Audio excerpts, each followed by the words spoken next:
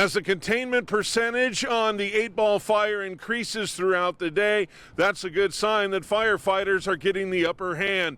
Due to the high winds and due to the critical need to have air tankers at other fires in the Texas Panhandle, on Thursday, firefighters used a ground and pound approach to combat the 8-ball fire. So not only Texas Forest Service, but the local volunteer fire departments are around assisting and making sure that we can go alongside the flanks, so the sides of the fire, to try to prevent spread and get our perimeter contained. I don't think people understand how much heavy equipment is involved in fighting a fire when they can't give us air support, but they do stay in contact with us and with Clarendon to let us know what's being done. We're following behind and looking at hot spots where the fire was at its worst, just giving our eyes on all that and making sure that everything is snuffed out. An evaluation to be conducted by the Incident Command and the Reevaluate Operations Team will be conducted later on Thursday to determine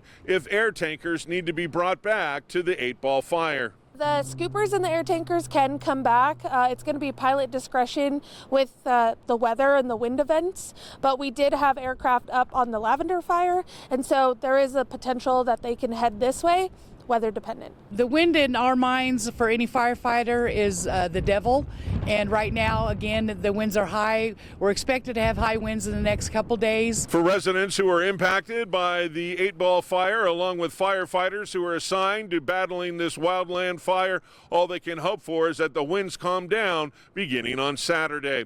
Reporting from Donnelly County, I'm Drew Bell, ABC 7 News. After the fire, I'm Abby Molina in Potter County. The lavender fire burned right up to this property, blackening the ground just yards away from this home. While neighbors were evacuating, this couple made the decision to stay. While they're grateful their property is still standing, they're thankful they made it through safely. Tammy Wallace and her husband were not worried at first until they saw the flames near their home in Valle de Oro. We realized that the fire had crossed the highway and was right up against our property fence, and it was back behind the house. So we left and went to the Bushland Cutoff and realized that we didn't have a place to take our big dogs. So we turned around and came back home, and when we got home, there was a fire truck and firefighters all over the place. Tammy also says she watched over her neighbors' houses and reassured them that the flames had not destroyed them. They weren't allowing people to come out and see their houses, and they were asking me, well, I mentioned that a travel trailer on the property next to us had burned, and I didn't think that just to the north of us there are 2 travel trailers where people are living in them. And I scared the lady she was thinking that it was her travel trailer that had gone up. Tammy's husband Brian says their house is still standing thanks to the hard work of first responders. They had posted up a fire truck here, and the fire truck was from Beaver County down by San Antonio, and these guys were just unbelievable. Unbelievable. I'm a retired cop, and there's always that competition going on between the cops and the hose draggers, but no, those guys literally saved our house. In Potter County, Abby Molina, ABC 7 News. Wildfires have caused Oklahoma to declare a state of emergency. I'm Jose Alcala, where the Ranger Road fire has swept through in Beaver County. The fire started late Tuesday morning and has traveled northeast into Kansas. Over a total of 145,000 acres have been burned, 100,000 of those being in Oklahoma. Bryce Boyer with the Oklahoma Department of Agriculture, Food and Forestry says crews are still working to bring it under control. We have had some aerial support today. The winds have been a little bit lower, especially this morning. So, we're still working to kind of map it, get a better accurate look at acreage as well as what we're dealing with as far as containment. But it has been very, very fluid and will be until we can kind of get our arms around them a little bit better. According to the Office of Emergency Management in Beaver County, structures and livestock have been lost but cannot confirm exactly how many. No civilian injuries have been confirmed by agencies, but reinforcements have been called to help contain any more outbreaks in the area and assist along the Kansas border. Wednesday and Thursday are also elevated fire risks. So we are seeing elevated risks today as well as tomorrow. That will move. Instead of being just over Northwest Oklahoma, it will become more of a statewide concern. So we'll definitely have our crews out here in Northwest Oklahoma helping with these fires as long as they're needed. The Office of Emergency Management says once the fire is controlled and agencies are able to map the data, they will provide more precise information. In Beaver County, Jose Alcala, ABC 7 News. They got me going that one time, just bounded on my door, say, you gotta leave, you gotta leave. Don't take anything, get in your car and go. Just after 1 p.m. on Tuesday, the 8-ball fire ignited and spread throughout Donnelly County. I'm Drew Howell with ABC 7 News. As a result of the fire, 373 residents of Howardwick had to evacuate on Tuesday.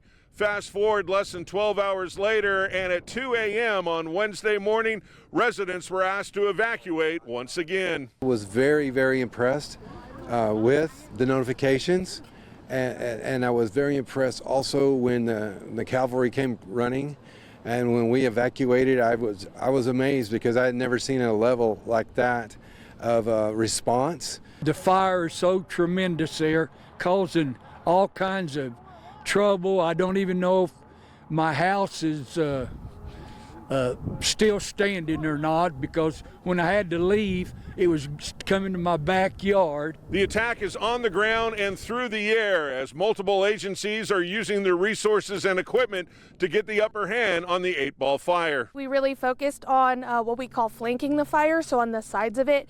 With it being so windy, it's very dangerous to be at the front, the head of the fire. Our strategy with the wind was to contain and make sure that we had the residential areas prepared. For those who evacuated, they have no choice but to wait and continue to monitor updates to see what progress is being made on the 8-ball fire. Reporting from Donnelly County, I'm Drew Howell, ABC 7 News.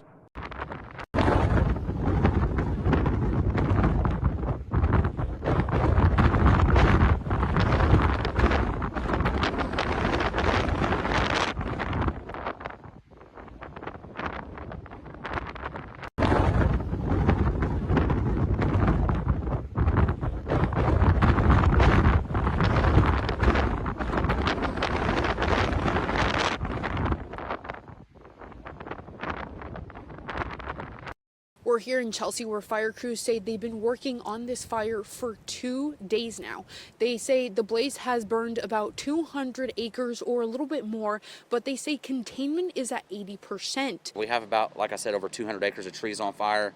It's very heavy wooded, so even these trees that aren't showing fire can be on fire in the middle of it, burning plumb to the top and throwing embers off into the unburned area. We're just hoping to be able to keep everything contained with the wind staying up. We know the wind's supposed to die about 2 a.m., but we're still having some spot fires. But moving forward, we're just trying to keep everybody safe and make sure that the fire stays contained. It's gotten around a bunch of houses, about 8 to 10 in this area. We did do some evacuations in this area, but luckily no structures were lost. Now, officials tell us that this fire originally started in Craig County and it moved over to Rogers County. Now the fire is in 2 different places with different crews from Veneta and different areas coming over to help. The forestry's here with 2 bulldozers. It's been a lot of help from Nowata County and Mays County and Craig County. It's just, we're fortunate to have such a good work relationship with these other counties. Danielle Huliocano, News Channel 8. Now, those wildfires do continue to consume parts of the Panhandle tonight, including a massive fire in Beaver County, destroying more than 283,000 acres so far. Same fire injured 3 Ralston volunteer firefighters. Fox 25's Emma McAndrews met with one of those firefighters today. Joins us live in studio. Emma, how's he doing? Adam, Randy Masters is one of those 3 firefighters on that truck that we reported on earlier this week that had crashed and overturned while trying to help the community. Today, Randy left the hospital and is headed home, and he says he's just thankful to be here. I literally thought that was it. I thought we were done for. Those were Randy Masters' thoughts right after he realized he had been thrown from his team's fire truck after crashing into a canyon. He says there was so much smoke they couldn't see. We were turning to just get on the fire line, and as soon as we turned to get on the fire line, it just basically smoke just overtook us and we couldn't really see anything. That's when the truck overturned into a canyon. When we first fell down in there, like I yelled for him a few times and nothing. And then I tried to take off to climb up the ravine, and that's when I figured out like something's not right with my foot. I couldn't do anything. So basically, and then the fire was right there on top of us. Randy recalls the moment he called for help. I had 2% left on my phone. Thank God that my phone was still in my pocket. Got my phone out, called her brother, and couldn't really tell him where I was, but I was just like, get on Live 360. And that's the app Randy says saved his life. And I'm so glad we have it, because if we didn't have it, there's no telling how long we would have been there. I only had 2% left on my phone whenever I was calling, so there's no telling if I would have been able to give him the exact directions, you know, where we were. I don't know how long it would have actually taken them without Live 360. I mean, Live 360, I'm pretty sure, saved our lives. Randy says now he is feeling very thankful. Very thankful. I mean, I don't even really know what to say right now. Still kind of in shock with the whole deal. Just, I don't know. Couldn't ask for a better group of guys on the fire department that I'm on. He says after all of this, and once he's better, he will be back. Not a hero by no means, but if you can just help one person out, save one person's house, or, you know, it's all worth it. In the end, it's just worth going and doing. I love it. Now, according to Masters, Chris Campbell is to be released from the hospital in a week, and Jake Edwards is recovering now at home. A link to donate to each family can be found at okcfox.com. Live in studio, Emma McAndrews, Fox 25 News.